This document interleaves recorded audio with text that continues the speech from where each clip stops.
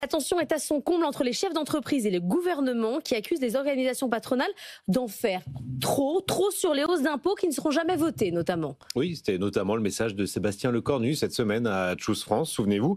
Sébastien Lecornu qui, après avoir reçu une lettre de 13 organisations syndicales tirant la sonnette d'alarme sur les 53 milliards d'euros de hausse d'impôts votés à l'Assemblée nationale, est venu expliquer à un parterre de chefs d'entreprise qu'il fallait arrêter de faire, je le cite, il faut arrêter de faire comme si tout ce qui a été voté est définitif. Et depuis, Matignon fait la leçon aux chefs d'entreprise. Alors, bon, sur ce point, le Premier ministre a sûrement raison. C'est vrai qu'on joue un peu à se faire peur avec toutes ces hausses d'impôts, les scénarios de loi spéciale qui arriveraient à la rentrée. En réalité, tout porte à croire que là, le Sénat va nettoyer la copie du budget, que tout le monde devrait se mettre d'accord au final sur un texte, alors certes imparfait, pas bon économiquement, mais qui sera très très loin des 53 milliards d'euros d'impôts agités par le MEDEF et les organisations patronales, dont on sait qu'à peu près 80% sont soit inconstitutionnels, soit en contravention avec le droit international. Donc tout ça n'existera pas. Et puis, ce texte budget, il aura quand même le mérite d'exister, a priori, à 3 mois des municipales.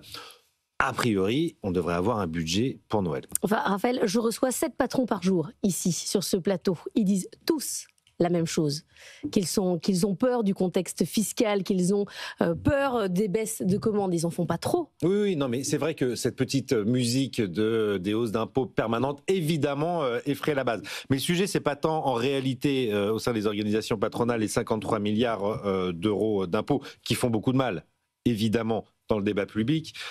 Mais le sujet est ailleurs. En fait, le vrai sujet, c'est celui de la valeur de la parole publique en France. Il faut se souvenir que l'année dernière, quand même, Patrick Martin, le président du MEDEF, avait tendu la main pour remonter les finances publiques. Il avait accepté une augmentation temporaire des impôts pour redresser les comptes, à condition que l'État prenne sa part.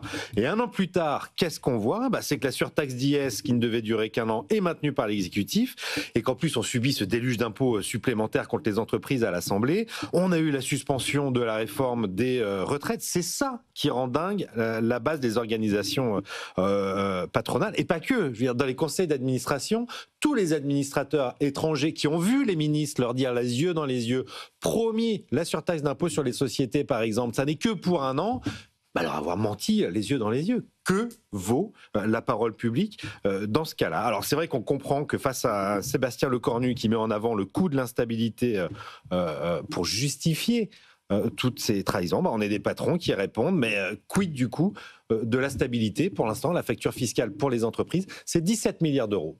Si vous ne croyez pas sur BFM Business, ouvrez LinkedIn. C'est exactement la même chose. On voit que des patrons en colère.